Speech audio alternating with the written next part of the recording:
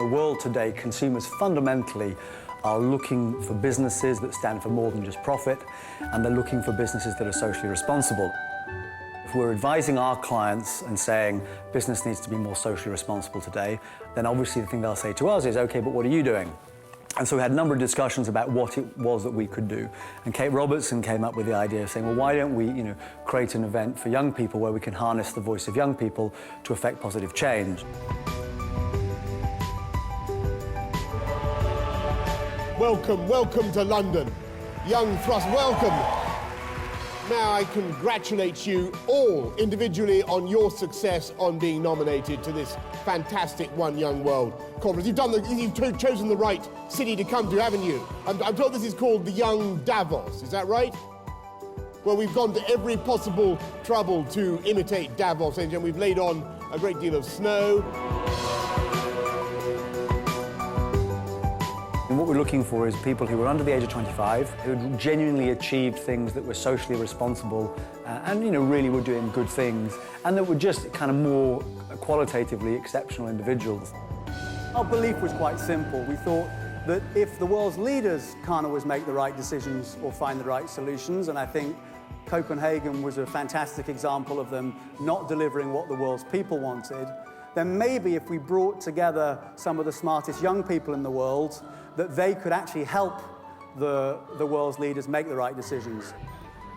And of course, you are those smartest young people in the world. So welcome to London, and we have very big expectations of what you're going to achieve. In the early days, it was a question that we kept coming across, where people would say, yeah, but how do you know a person's a leader, and how will you choose them?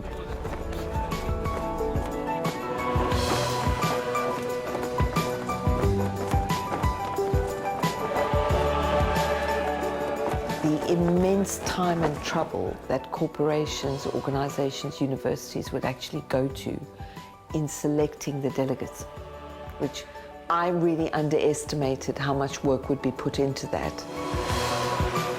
One Young World was very striking in that everybody who attends it in one way or another is a leader already. And they've learned something about leadership at an early age. And I applaud that enormously. And it means that there's a track record for getting something done. I have come actually because it is a very great privilege for me. And the privilege is, I want to salute you, for you are a fantastic bunch of human beings. I was worried outside the opening ceremony because it was extremely cold and the delegates had been on the boats in the afternoon and it was snowing. But I was beside myself when I saw them standing outside with all of the flags, because that was the dream. And it really is a moment when you go, gee, it's here. And having Mohammed and Bob and Desmond Tutu there was just, it was a fantastic moment. It really was a moment for going, the world did come, and the children are here, and it is one world, and it's young. It was just brilliant. It was fantastic. I've decided I'm not going to say how wonderful you are, because I don't know yet. I'm going to talk about what we're here for. And what we're here for is important and imposes a grave responsibility on you. The councillors we had are great people who genuinely believe in creating positive change, and who are, who feel that they can help and play their part by inspiring the brilliant young people in the world today. I've always been taken by what a fellow Irishman, George Bernard Shaw, said. He said, all progress throughout the world is made by unreasonable people. I'm going to ask you over the next 2 or 3 days to be completely unreasonable people. I think we're just incredibly excited about what the next 2 days was going to deliver.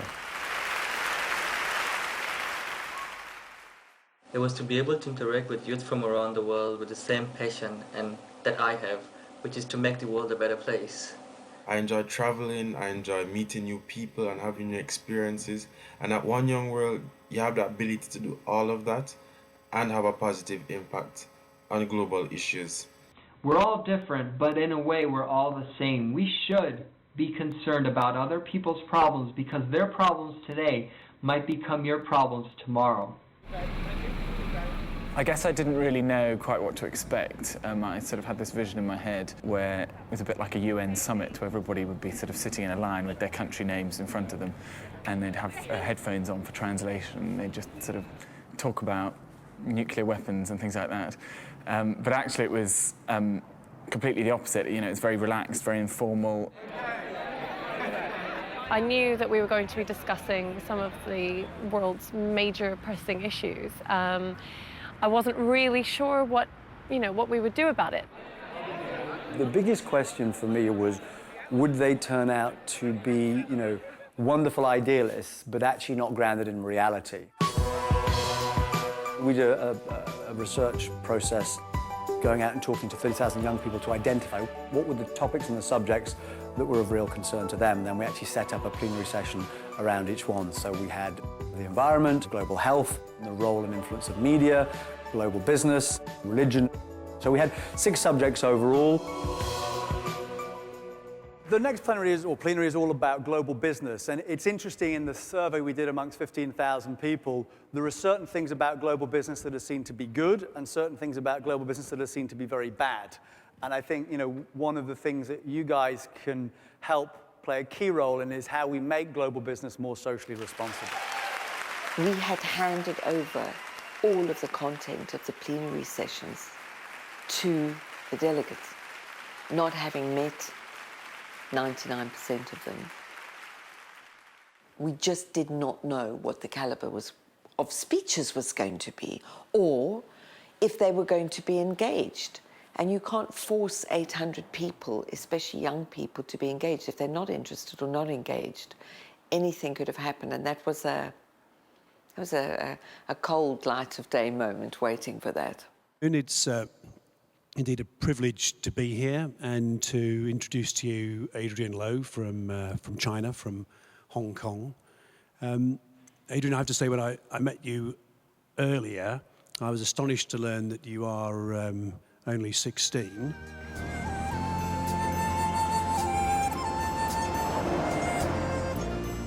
Adrian is at the United World College, and he's also the Vice President of the Hong Kong Outstanding Students Association. Hey guys. For the conference, I was really looking forward to go there because I believe that I can represent some voice from Hong Kong and from this part of the world and to represent our ideas in solving the world's problems today. And I was really excited to bring these ideas to London, to the One Young World Conference, and to share with my fellow peers from all around the world. What I fundamentally believe, and what I believe you all fundamentally believe, would be that businesses have a responsibility to the society that it operates in. A lot of the solutions to the global problems we see today are carried out by governments, by NGOs, but there is rather little mention until recent years that businesses can actually be part of the equation and to bring forth solutions to these problems. I think that global businesses particularly have a big role to play, and that's why I chose to speak on this topic. Well, let me give you an example. Marks & Spencer in Bangladesh, what they did was to provide the workers with a wage that's higher than the legal minimum, and at the same time send in some productivity experts. And what they found out was, by improving the productivity at the end, the productivity that's increased paid for the extra wages, which means that the whole system benefited both the company and the workers in the local society. They were proposing new economic models on a very serious basis, which weren't ephemeral and ideological to the point where they were unpractical. There were some very good, strong, pragmatic frameworks being put forward there. In my idea of a sustainable business, I would call upon corporations to rethink about their roles in society, to redesign their business plan and model so that they can incorporate the change that they would want to bring to society, and to rebuild the world that we truly deserve to live in without poverty and without all these sufferings. And one last thing that I would like to call upon is to act and not to leave it to words. Thank you. This youth network will play its role in the future, where when one of us or some of us have good ideas to really make changes to the world, we really have companions that we can call upon from around the world to support us. And I think that this network and this bonding that One Young World has created for us is something that I treasure most from this conference. His idea of sustainable business could only happen if we have leaders who understands that the paradigm of business has changed. I'm a strong advocate of a world that works 100%. And for me, in the context of global business, a world that works 100% is one wherein strategy is built on the fundamental, sincere desire to create wealth, not just for the shareholders, but for the stakeholders. There are many exchange programs for students. Say an Australian student who can go abroad to the US and see the culture in the United States and learn the way that things are taught in another country. Why don't we do this at the next level, at the work level? We should push this to the next level, and where a small technology company in a developing country can easily send a worker, let's say a technician, in exchange for another technician from a global corporation. The single exchange would lead the specialist worker from the highly trained corporation to teach during his time in the developing nation. All the workers there are able to learn from this individual and pass it along to their co-workers and others. Yesterday we heard of the importance of dreams, having big dreams. Our next speaker is Diptesh Bose from Bangalore in India.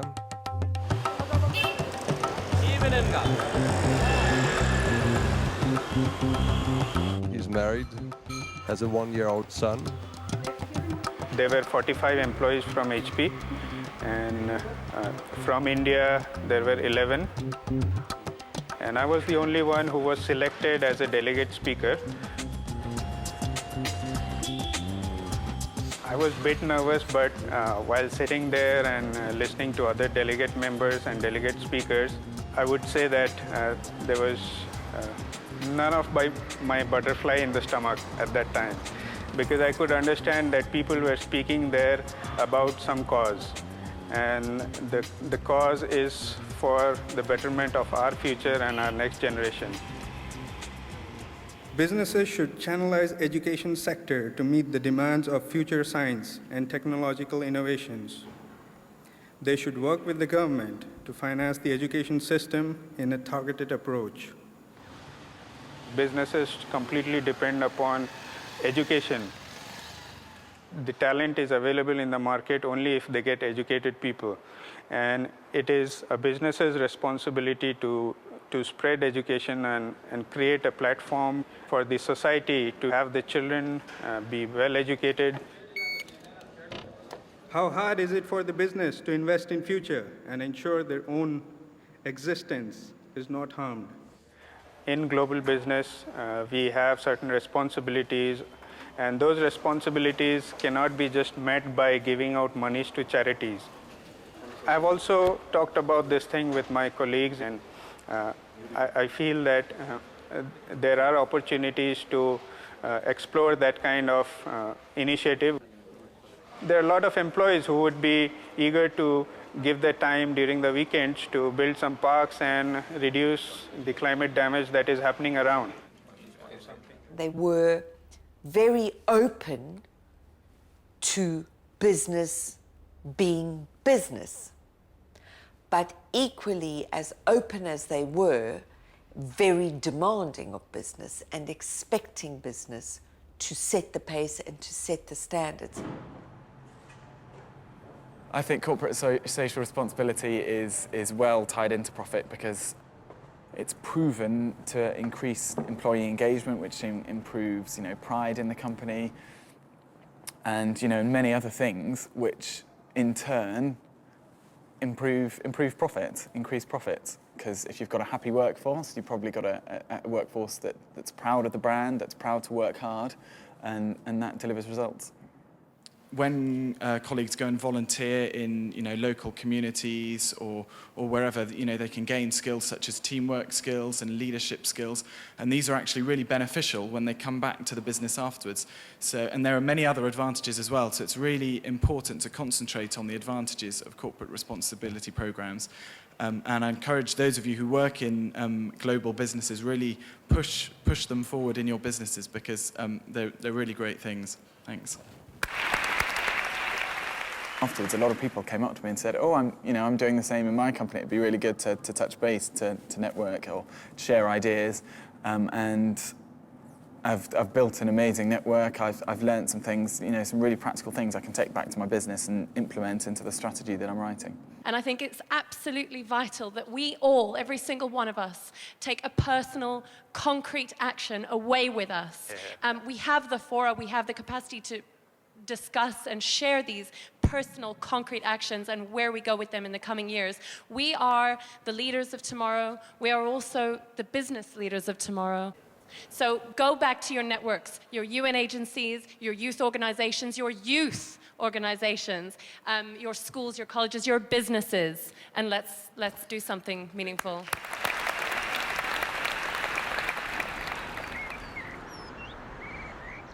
Many of the sort of business-linked delegates that attended the summit have probably gone back into their companies and tried to effect change in terms of business models. I mean, I know there are lots of companies out there that are trying to address corporate responsibility through marketing budgets and through, challenge events and staff involvement in corporate social responsibility activities. But I think what we really will start seeing is this idea that business is developmental, and this idea that that you can have a type of profit that embraces human capacity and sustainability. So if we can call up the resolution that we're now going to vote on, and hopefully it's been tweaked and amended. So global business to define and act on their role in the fight against poverty and climate change. I think sustainability, which is how do we blend business and the environment and profit and responsibility for the planet together, is the big change in business, and it is the really big change in business, which will be defined over the coming decades. At Birch Bees, we operate what we believe is the triple bottom line, and that's about people, it's about the planet, and finally, it's about making profit. And businesses today have a huge responsibility to look after and sustain the environment. Of the top 100 economies, some 51 are actually corporations. So we believe in leading from the front and adopting this triple bottom line approach to make sure that you're working in harmony both with business and with nature. We were very fortunate to have 10 fantastic delegates. For the manifestation. We brought them from all over the world, from our 5 trading regions in Australasia, America, Canada, Europe, and Asia. And we were immensely pleased by the passion that they generated and by the response that we got back afterwards. You actually have an opportunity to make your business durable into the future, because some of these One Young World ambassadors are going to lead countries and businesses themselves. And they will cleave to a business that delivers at these standards. Profit should be the first goal of a business, but not at the expense of social responsibility. This is because society as a whole is also a resource for business through the education, through the health, through the workforce. The enlightened companies are saying, okay, we can use these brilliant young people to help make us a better company. We understand the way the future of the world is moving. We need to be more socially responsible as businesses, and these people can actually help us unlock that. deeply believe that business organizations have the responsibility for the development of the societies, and it is also our responsibility to encourage those organizations to conduct more CSR programs. The inspiration and motivation from the conference was vast. That made me realize that by connecting with the right people, the change that the world requires today can be made possible. If you had said to me, my wildest dreams, how good would One Young World 2010 be? It surpassed it on every single level. It was the best moment of my career professionally by a long way. I think we genuinely have set in place something which can effect massive positive change, not just, to an extent the lives of the people who attended, but the things they will go on and do. And I think what we wanted to do, what was very important to us, was we would create not an event, but an event that was part of a process. What's very, very important for next year is to monitor and to publicize the impact that these young leaders have had in their businesses and their communities. Absolutely critical. And absolutely critical that every year we are able to measure what everybody has done on delivering the One Young World resolutions. So this really is, the inaugural summit was wonderful, was surprising, but is really only the capital letter at the start of a long book. This experience has inspired me to personally take more action, and I guarantee I'm going to do my part. Are you going to do your part?